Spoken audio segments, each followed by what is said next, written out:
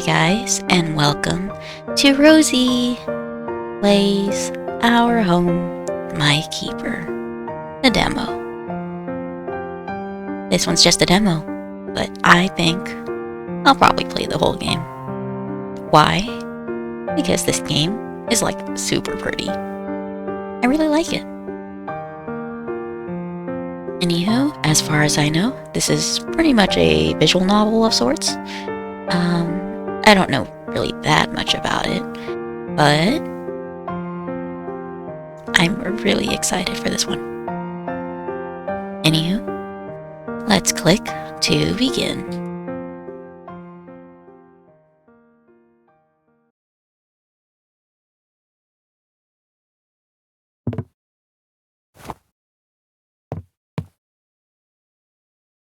Oh. Alright, that should take care of that. I finish screwing the last leg into my desk, then take a step back to admire the fruits of my labor. This is the same desk I've been using in my London apartment for the last 6 years. I bought it during a sale and I thought it was cheap, and it's pretty sturdy. It served me well during many writing sessions, most of which lasted long into the night. The top of the desk is ringed with dark marks from innumerable cups of tea. I might have an addiction, and I might also need a coaster, which stubbornly refuse to shift no matter how I scrub at them. That is exactly why you use a coaster. I've been thinking of getting a new desk for a while, but I can't bring myself to take the plunge. I know a new desk is nowhere near as large an investment as a new house, but I have a lot of fond memories of this desk. Okay, if it's real wood, you could try, what's it called? I forget the actual word, but like sanding. You could try sanding down the wet part maybe, and then refinishing it, but it will definitely take a bit of effort to fix it. It's been a steadfast companion to me throughout the years, more so than any ex-partner, apart from Neum, maybe. I can't abandon this desk for a new shiny model. That wouldn't feel right, not when we've been through so much together. If you didn't want to get a new desk, you should have taken care of it. All you need is a coaster. I guess if I'm going to stick with my earlier metaphor, it really is a keeper. My desk was actually the last bit of furniture I needed to set up, not just in my shiny new office, but in my shiny new house. I think after all of that work, my office looks pretty nice. If I do say so myself, of course. Wow, that is a lot of faces on one shelf. My desk is scuffed up. Summery sunshine spilling in through the large window exposes its every imperfection. That doesn't detract from all the artfully arranged bookcases or newly installed shelves full of memorabilia. A few landscape paintings are arranged on the walls, bought from antique stores in Camden, and the bulb hanging from the ceiling's been covered in an only slightly natty rose-pink lampshade. Personal effects are scattered over every available surface, some old, others new, which fill the room with character. Some people might say there's a bit too much character crammed into my office. It's one of the smallest rooms in the house, and my bookshelves and my desk take up a bunch of space. It's a bit of slalom, of course, in here. Actually, what with the potted plants and the chintz chairs, but I like it, and that's all that matters. I can't work in a place that's too tidy. That's pretty tidy, honestly. I've always been an agent of chaos, ever since I was a kid. My mother was forever nagging me to tidy my room. She didn't seem to understand that I had a system. I always knew where everything was, except on the occasions where I didn't, which weren't all that common. I think this room turned out great. It does look really good, I wipe my palms on my jeans, then turn and flash Neum a smile. Thanks for your help. I couldn't have done this without you. You flattered me. Neum smiles faintly, as is the way with her. All of Neum's expressions are faint, washed out, almost like diluted tea. She's never been the most expressive of people. She rarely maintains eye contact when she speaks either. I know some people find her attitude unsettling, but I've known her so long it doesn't bother me. Neum is just Neum. That's all there is to it. You're an independent woman. I'm sure you could have managed it. I'm sure I could, but it would have taken a lot longer. 2 pairs of hands are better than 1. I will concur with you on that score, even if my hands are unsuited for lugging heavy furniture around. I've always been better at delicate tasks. Yeah, I know. Sorry to put you out of your comfort zone. It's all right. I'm always happy to help, within reason. Just say the word, and I'll come running. You're too sweet. I grin at Neum, overcome by a sudden rush of love for her. I've been feeling a bit guilty, actually having her cart furniture around for me all day, but she's not gotten snippy about it. She makes it incredibly easy for me to rely on her. I have other friends I could have asked to lend a hand with my move back in London, but they all have extenuating circumstances. Christine has 2 sons who need constant attention, Sadie's been having a pretty tough time with her husband, and Allison's been working nights lately, which has flipped her sleep schedule upside down, like literally. I think any of them would have helped me if I'd called them, but they would have done it begrudgingly out of a sense of obligation. Neum's the only person I know who, when she says, "I'm always happy to help," means it. Well, at least we're done with the hard part, even if it did take a bit of doing. Do you want to come down to the kitchen, Neum? I can brew you a cup of tea, and I've got some biscuits too. Biscuits too? You deserve a break. Neum looks at the clock, newly mounted on the wall of my office. That is not that's an upright standing clock. It's not really mounted. I guess it could be mounted. The moving van got here a little after 11, and now it's 5:30. The time really has slipped by, though it's still light outside. The sun will probably start setting soon. I should be making my way back home, actually. The journey will take a couple of hours. I don't want to leave things too late. Fair enough. I wouldn't want to navigate these countryside roads at night either. I had a hard enough time getting here this morning, when it was light and bright and sunny. Eldna might be situated in an aesthetically pleasing part of the country, but the roads are a nightmare. They're all one way, all bumpy, and ill-maintained, with more bends than a game of snakes and ladders. Are you going, Ben? I really should, but I'm afraid it will be a while since I next have a chance to speak with you. You won't be in London anymore, so I suppose I can stay for just 1 cup. That shouldn't take too long, provided we don't start reminiscing. You're awful for that page. Sorry, I just can't help it. It's fun talking about all the good old days. If you're talking about the sundown secondary era, then I'd have to counter that those were not the good old days. Not in the slightest. They were very bad old days, and I'm glad to be done with it. Oh, come on, do you really hate secondary school that much? Yes, I did. Really? Even though I was there? I suppose that was the saving grace. Every cloud has a silver lining. Then I'm glad to be your lining. Oh, the art is so pretty. Neum and I chatter amicably as we leave the office. I close the door behind me, shutting away my old desk and my new potted plants and my old books in their new cases, and head downstairs. Neum pauses in the hallway by the front door, then says, "Oh yes, I have something I want to give you." You do? I frown. This is the first Neum's mentioned any present. I wonder what it could be. Maybe it's something practical, like a new set of kitchenware. That'd make for a decent housewarming present. I'm flattered by her thoughtfulness, but by the same token, faintly embarrassed. You really didn't have to get me anything, you know. I thought I told you that over the phone. You did, but I didn't listen to you. Well, I can see that. That is so like you. I know it is. Did you expect anything less? I guess not, no. Neum's never been one to pay much attention to other people. That was a common point of contention among her teachers at Sundown Secondary.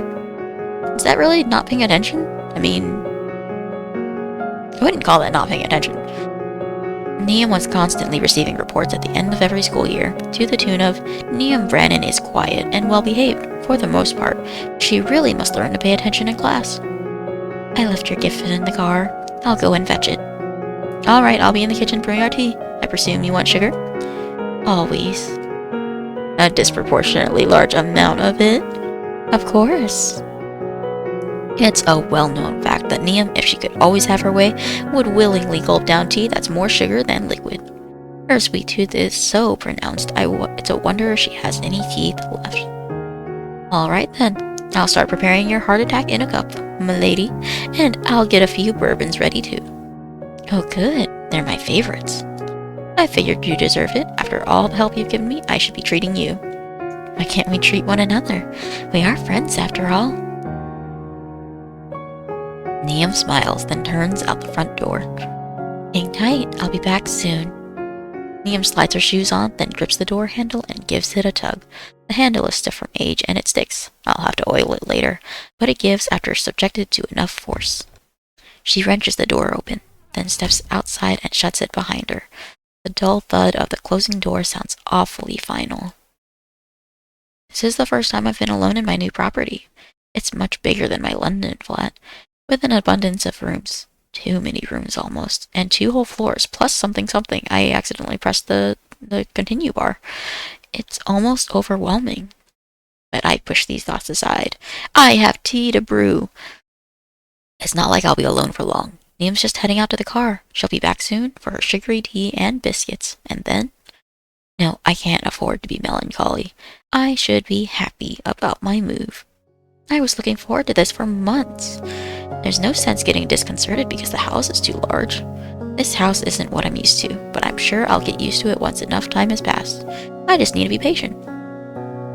I inhale the air, strangely stale upon my tongue. Or is that my imagination? Then make my way to the kitchen.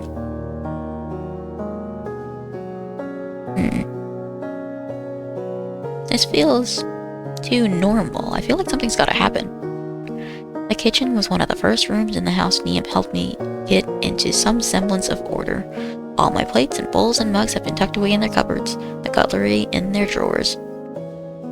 The slightly beaten-up table and chairs from my old London flat have been installed in an unobtrusive corner by the windows, which look out at the overgrowing garden. That's not really in a corner. It's literally smack dab in the center of the room. Nostalgia made it impossible for me to even think about throwing away my writing desk, but my old table's a different matter. I don't have any particular attachment to that. It's a nice kitchen, but that's literally smack dab in the center of the room. That is not in a corner of the room. This table and the uncomfortable chairs that fringe it was only ever used for eating meals, and even then I did that sparingly. During the height of my Christabel-induced frenzy, I took most of my meals at my writing desk.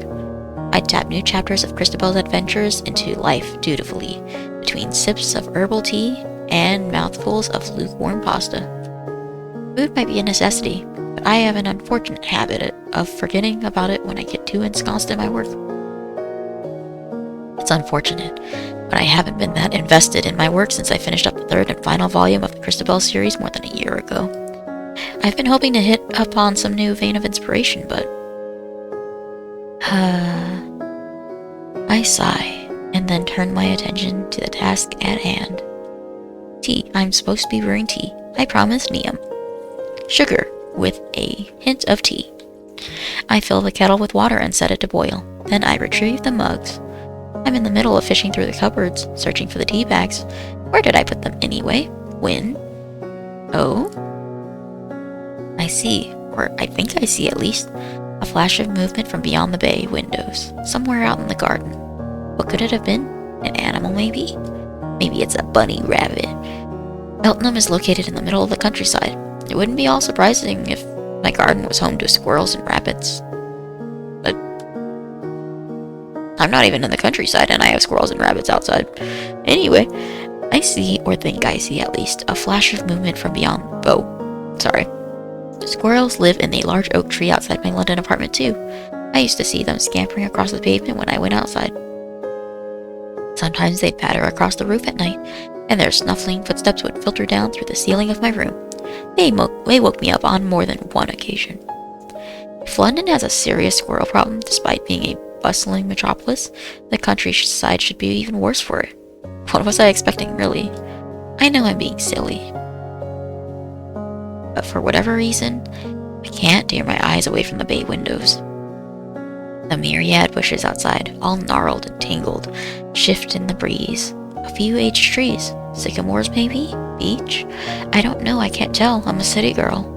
Jut out from the foliage, their bows bent. I can't see anything untoward in the garden.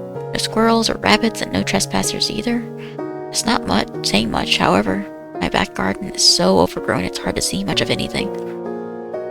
I might be a fan of controlled chaos, my study attests to that much, but my garden, if it can be called that, is a trip to the hospital just waiting to happen. I'll need to get somebody in to tame my garden. I may be able to trim extraneous words from work and progress scripts, but I don't fancy my chances when it comes to proper trees. I've never had much in the way of a green thumb. I like plants and flowers in theory, but my knowledge when it comes to gardening begins and ends at succulents. They're about the only plants I can keep alive, given how little attention they need. Why do you have so many plants in your house then? Like, so many plants. Those are not succulents in your house. They need water. A while ago, one of my writer friends, Sadie, I think, bought me a money plant for my birthday. I think it lasted about 3 months before it gave up a ghost. She was more impressed than upset, I think, that I'd made such short work of it. Money plants are apparently meant to be pretty hardy. They can live for decades, you know, Sadie told me when I informed her of her present's unfortunately short shelf life. What did you do to it? Don't tell me you've been watering it with hydrochloric acid. I didn't go that far, of course. The real issue, I think, is that I didn't water it at all. I just forgot. How am I supposed to look after a houseplant when I often forget to feed and water myself? How are you supposed to have a house if you can't do much except feed and water yourself? I feel like you're better off with just the small apartment. Then there's less to, care for. Money plants, or so Sadie told me, are good omens. She said if I'd taken care of it, it would have taken care of me. Don't blame me if your bank balance takes a sudden hit. She warned me as though my imminent financial ruin was forthcoming. The joke's on her, really, because my fortunes expanded to an unbelievable degree after I tossed that poor plant out. You're so rich, you should probably hire a housekeeper. Who cooks food for you? I don't know. But that's besides the point. I continue to stare out into my jungle of a garden, but I still can't see anything. Maybe I'm being paranoid. If it's a jungle, you're really not going to see anything. It's not like I saw anything unusual out in the garden. At this point, I'm not sure if I saw anything at all. Why then am I still staring? I want to tear my gaze away from the garden, but I can't. It feels like I've been hypnotized. The undergrowth shifts before my eyes, green and brown and earthy. The sunlight is bright, but soon, in an hour or less, it should sink beneath the horizon. I've had a busy day. I had to wake up early to meet the delivery men. Moving, as it transpires, is incredibly stressful. My imagination's getting the best of me. It always does when I'm tired. I'm looking forward to sliding beneath my covers tonight and getting some shut-eye. First, however, I need to make a start on that tea. The kettle should be almost boiled, and I did promise Niam. Come to think of it, where is Niam? I know she said she went to fetch something from her car, but she's been gone an awful long time. I hope she hasn't turned her ankle. I tear my eyes away from the bay windows at long last, then glance about the kitchen. Steam is pouring from the spout of the kettle. The water inside is bubbling like the contents of a witch's cauldron, but the switch is still pushed down. That's funny. My kettle's automatic. It's supposed to turn off once the water starts boiling. Could it be on the fritz? I hasten over to the kettle, then turn it off. The angry water inside soon begins to settle down, though steam continues to unspool from the spout, thick and dense. I fill my ceramic teapot with loose leaves. You just said you got tea bags down.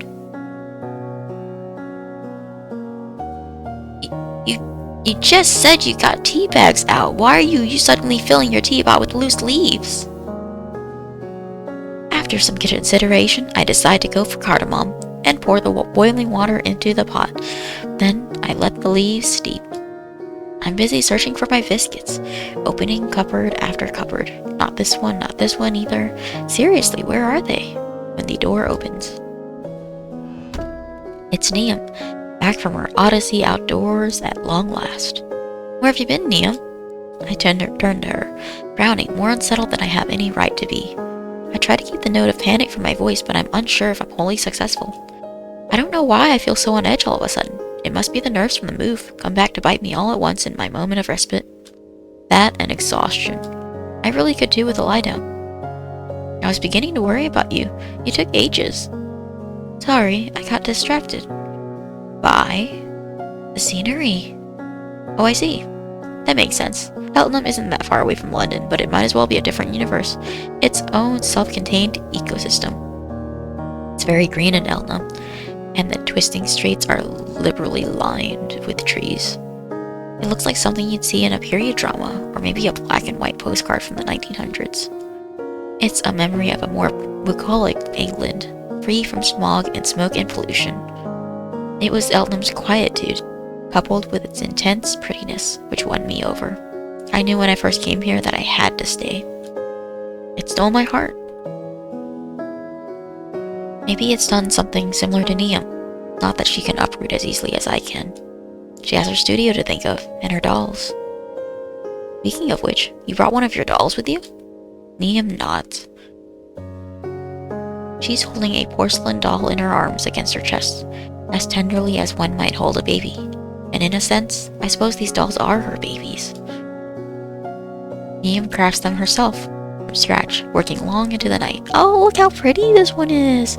I love it! I don't know all the specifics which go into her dolls, but the period of gestation from conception to finished product takes at the very least around 3 months. That's a very defined doll. This might be a shorter pregnancy than most, but it's more intense in a sense, more expensive too. Neum has to plan every single aspect of her dolls like an engineer might when constructing a bridge or a boat. She makes her own molds, paints faceplates, sews clothes, and creates wigs with real human hair. Neum's dolls are all incredibly detailed, and as far as I know, incredibly involved. When Neum gets stuck in on a project, she can work for hours and hours without ceasing, without eating. Neum's dolls are to her what my writing is to me, I suppose. Her love for her work is so overwhelming it blots out everything else. I've known her to spend whole days running on nothing but toast and coffee during her more involved projects, as she works, hunkered down in her atelier. Making dolls might be Neum's passion, but it's also her profession. Neum's parents are relatively well off, and they helped set her up with her own studio. She took on clients, mostly rich people with money to burn, and over the years, she was able to establish herself as a genuine artiste. Her dolls have been written about in any number of high-end magazines, and they've been featured in art galleries across the country. Neum has been interviewed about her work on live TV, and headed workshops about her artistic processes. She's a minor celeb in the art world, thanks to her dolls, and I think the hype is well-deserved. People talk derisively about modern art, but Neum's dolls are special. Her atelier back in London is crammed full of half-finished projects. Dolls' eyes in jars, and dolls' heads resting on shells, like ingredients prepared for a cannibal's feast. It really is a sight to behold, much like the doll clasped to Neum's chest right now. The doll is wearing a white blouse and a ruffled skirt, which stops past her ball-jointed knees, perfect for any well-to-do young lady. And her tiny feet are encased in black leather shoes, real leather, knowing Neum's attention to detail, with silver buckles. She is, in a word, adorable. I've not seen this doll before, not in the pages of the magazine Neum sometimes fields questions for, or on the crammed shelves of her atelier. It must be a new piece. Here, Neum approaches me, then hands me the doll. This is for you. What? I blink, taken aback. I guess I should have seen this development coming. Neum did say she was going to give me a present, but I still blink. I scan the unblemished face of Neum's doll. The doll's eyes are framed with a sweep of dramatically long lashes, and her lips are curved into a small smile. Oh, they do have the same color eyes as her. It's just a little bit brighter, and... oh. The doll's face has been sculpted in such detail she looks almost real. Her irises in particular are so vivid I wouldn't be surprised if she was alive. Neum has made many gorgeous dolls in her time, but I think this might be one of the best. If Neum wanted to sell it to a collector, she could fetch a pretty penny. How much would a custom doll like this even cost? I'm not sure. The material to make these dolls are highly expensive, but the costs are easily offset by the sheer amount Neum's wealthier patrons are willing to pay. This must cost thousands, tens of thousands maybe. This doll is unique, one of a kind, created by Neum Brannan herself. And now she's handing her to me in my brand new kitchen without asking for so much as a down payment. Can I really accept so valuable a gift? Are you sure you want me to have this, Niam? Niam nods. It would be a waste if you didn't accept it. I did make this doll for you. For me? Niam nods again. I modeled her after your, aesthetic preferences. She should be to your taste. I would like to think I know you well enough after all these years to know what you like. Niam's got me there. I've always been a fan of dark hair like this and blunt cut fringes. This is how Niam herself wears her hair. She has for years since we were at Sundown Secondary together. Niam isn't big on change. The doll's clothes too are to my taste, pointlessly, ostentatiously Victorian. I would never wear such cumbersome dresses myself. I don't wear dresses at all, but I've always loved poring over illustrations in old children's books, Alice in Wonderland in particular. Who doesn't love frilly skirts? As a children's novelist and a fantasy novelist at that, I feel like I've got some kind of obligation to go wild over Alice and her adventures in Wonderland. The aesthetics are very appealing. I guess you're right. Oh, sorry, wrong voice. I guess you're right, you really do know me too well. This doll is totally adorable. Isn't she just? A rare smile captures Niam's lips. Her expression isn't so very dissimilar from that of her dolls. I made her for you, to make you happy. You shouldn't be able to resist her charms. Please, take her. She gestures toward the doll with a small nod. She can keep you company.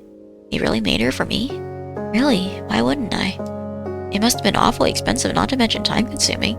It's fine. I had fun making it, so it doesn't matter. What about the price of the materials? I should at least reimburse you. You've no obligation. You didn't commission this doll. I made her for you, to make you happy, out of the goodness of my heart. I would be very pleased if you would accept her. That's all the payment I require. Niam's being pretty pushy about this. For a quiet woman, of few words, she's remarkably good at getting her own way. She might be a dog person. She owns a dog herself, an Irish wolfhound called Sparky. But Niam herself is as sneaky as a cat. Now she's sprung this gift on me. I can't possibly refuse. That would look rude. I feel a little guilty about all the work that must have gone into this doll, but, well, if you insist. I brush a few strands of the doll's bangs with my fingers, examining her. Her sparkling purple eyes stare back at me, set deep in her heart-shaped face. They're widely spaced, fringed with a thick forest of lashes, which lends her a serene look. The doll isn't particularly large, but she feels heavy in my hands. I wonder if this can be attributed to her actual weight or the weight of the emotions Niam put into her creation. She must have been fashioned with care, just as much, if not more, as any mother feels toward her genuine flesh and blood baby. Thank you, Niam, she's lovely. I know she is. I worked long hours on her. I wanted her to be perfect. All for me, for you in part, but I wanted to make her for me too. I had a vision in my head, you see, a vision of perfection, and I knew I had to make it a reality. I wouldn't be able to rest otherwise. You know how it is. Yeah, I know. I get like that about my writing too. I was positively demented when I was working on the third and final part of the Christabel trilogy. Like Niam with her dolls, I worked around the clock, often until 3 or 4 in the morning. It's been a while since I last felt that impetus to create. Since the publication of my last novel, I've been stagnating. I wonder if the dedication Niam put into the crafting of this doll is catching up. I do hope so. I could use an injection of inspiration. I really can't thank you enough. You didn't have to give me such a nice present. I know I didn't. That isn't the point. I wanted to. It's just a small token of my appreciation. You're downplaying yourself.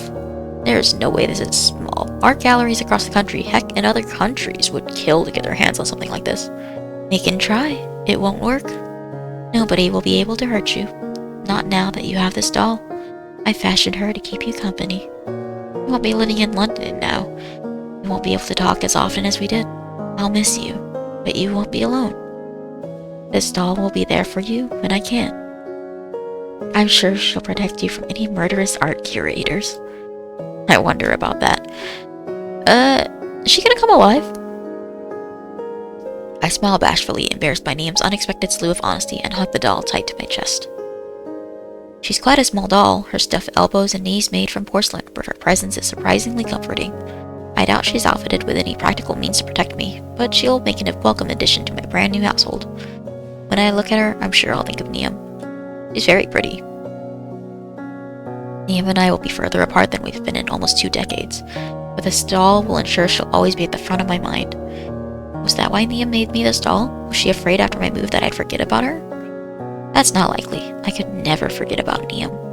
I've spent too much of my life by her side, first as her friend, then as something more. Our relationship didn't quite work out, and we called things off after we'd both graduated from university, but our friendship remained unscathed. Oh, so this is like... Okay. She is like your ex, Liam, but she's still your friend, Liam. Okay. Got you. In fact, we're even closer now than we were before.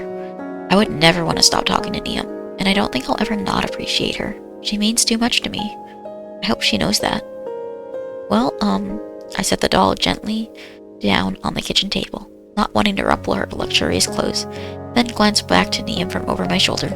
My face is still flushed, but I do my best to swallow my embarrassment. I'm too old to be turning red at the drop of a hat. I'm not a teenager anymore. Do you want to have some tea? I've already boiled the kettle. This seems a woefully inadequate offer after receiving such a wonderful gift, but Liam doesn't look at all put out. Instead, she says, I think that sounds lovely. I set about preparing the tea, spooning leaves into my teapot and filling it with boiling. You already put the tea in the teapot. Or, you put the tea in the tea kettle. And as I do, I smile to myself. Whether in London or in Eltham, there's nothing I enjoy more than spending time with Liam. She's been a constant in my life ever since we were little kids. We're best friends, though I might be too mature to use it. So childish a term, and that will never change. She's such an important part of my life. Can't imagine a world without her. Neither do I want to. I have no idea what I'd do without her. Oh. Our home, my keeper. Thank you for playing. If you enjoyed our demo, please leave us a comment. We'd love to hear your thoughts. That's it? Nothing happened? I thought the doll was gonna come alive. I mean, that was very beautiful. I mean, it was a great story introduction, but at the same time, it felt like an introduction, but like nothing else happened to draw me further in. I was reading a story, but there's no hook line to the story. Huh. Well, I really wish there was a little bit more, so I could see more about what this game is. It didn't feel like a sufficient amount, honestly. But I guess that's just how it is. If you liked Our Home, My Keeper, you should check it out. I might not do the whole game in video format. It was actually a lot of reading, and that was pretty, like, a lot of talking on my end. So it might be a bit much for me to do a recording on the full game, but I am still interested in this. Probably check it out on my own time, you know? But if you are interested in this, if you're interested in seeing me play the rest of it, let me know. And if you're interested in it, I really recommend you check it out yourself. All the links will be down in the comments, as always. And yeah. This has been Rosie, playing Our Home, My Keeper, the demo. Well, I guess that's about it. That was really beautiful. The art's actually just so beautiful. The music's very beautiful. And you're beautiful. Yeah. Anywho, guess that's gonna be it for me for now. I'll see you next time. Bye!